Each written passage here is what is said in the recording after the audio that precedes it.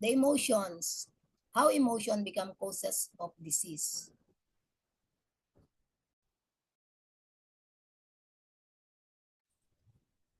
Emotion become causes of disease when they are either long-lasting or very intense. Sabi nga natin, kung sobrang mong dinadala yung emotion at sobrang tindi ng pagdaramdam mo, magiging causes of disease. Its emotion stems from a sciatic field that pertain to the relevant yin organ. In this fact, explain why a certain emotion affect a specific organ. That particular organ already produce a certain psychic energy with specific characteristic that, when subject to emotional stimuli, respond to or resonates with a particular emotion. For an example, an external stimulus resonate with the liver's psychic energy, giving rise to anger. Kasi yun, ang naapektuhan po ng galit na emotion ay ang liver. Thus, emotion are not something that come from outside the internal organ to act them. The internal organ already have a psychic energy that turns into negative emotion only when they triggered by certain external circumstances. So, ayan po yung ating diagram. So, yung liver natin ay may mental energy. Then, pag may stimuli po from the external, yon, nagkakaroon yung liver ay magre-release po siya ng emotion. Conversion of organs' mental energy into emotion. For example, why does anger affects the liver?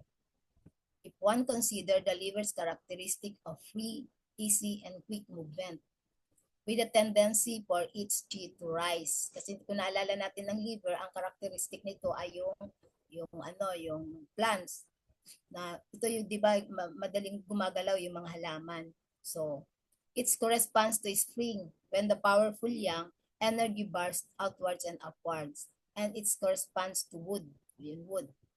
When it expansive movement, it is easy to understand that the liver would affected by anger. So this emotion, with its quick outburst, the rising of blood to the head that one feels when very angry. So di ba pag nagagalit tayo, ang sumasakit agad sa atin ulo, o kasi nasa upper part yung wood, di ba mataas yung wood, and the organ is the liver.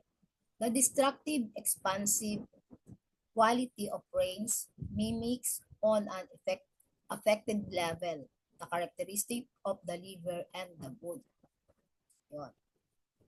The same psychic and affective qualities of the liver that may give rise to anger and resentments over many years under normal circumstances are also harnessed and used for creative activities. In Chinese medicines, emotion as causes of disease are mental stimuli that disturb the mind. Sa Chinese, ay yung tawag natin doon ay yung Shen. Then the ethereal soul, Hun, and the corporeal soul, Hu. And do this, they alter the balance of internal organ and the harmony of chi and blood. So kung naapektuhan yung mga organ natin ng emotion, nawawala ang balanse ng chi and blood sa ating katawan. So for this reason, emotional stress is an internal cause of disease that injures the internal organs. Directly on the other hand, and this is very important future of Chinese medicine, the state of internal organs affect our emotional state.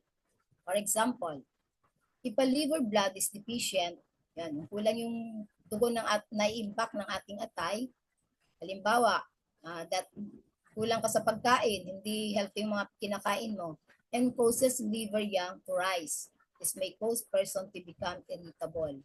So kung kulang ka sa dugo, maaaring tumaas ang yang ng liver at ang magiging ugali ng tao ay yun yung mainisin, irritable. So all the time, conversely, if a person is constantly angry about a certain situation or with particular person, this may cause liver yang to rise. Kaya nga pag tinitingnan natin yung pasyente, ba't magagalitin? Pag magagalitin, rule out mo na may problema yung kanyang liver. At pwedeng ang kanyang liver ay tumataas na yung yang, liver yang rising.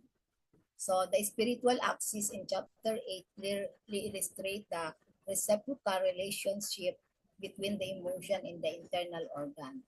So it says, the heart fear, anxiety, and pensiveness endure the mind. So ito yung mga negative emotion Shen.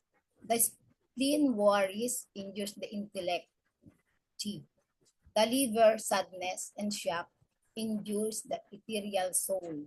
So ito yung mga soul na nasa organ natin. Ang tawag dun ay yung hun sa liver.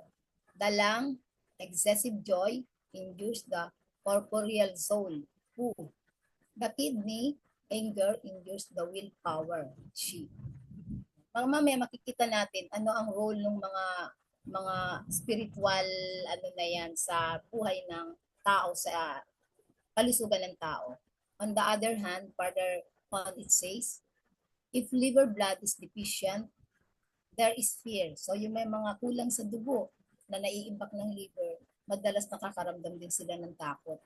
So if it is in excess, there is anger. Kung sobra-sobra naman, nakakaramdam sila ng madalas na galit.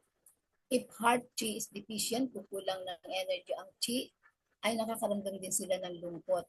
So if it is in excess, this is manic behavior. So yung mga sobra na nangyayari sa mga organs natin dahil sa emotion ay nagiging sanhi ng sakit. These two passages clearly show that on the one hand, emotional stress induces the internal organ. Ang sinisira ng mga emotion ay ang ating internal organ. And on the other hand, disharmony of the internal organ causes emotional imbalance. Kaya kung nakakakita tayo ng mga pasyente na parang kakaiba, talagang titingnan natin, may internal problem, may internal imbalances na nakalagayan yung kanilang katawan. The emotion taken into consideration in Chinese medicine have varied over the years. From a 5 elements perspective, the Yellow Emperor Classic, ito yung mga book na pinagkukuhanan ng tourists.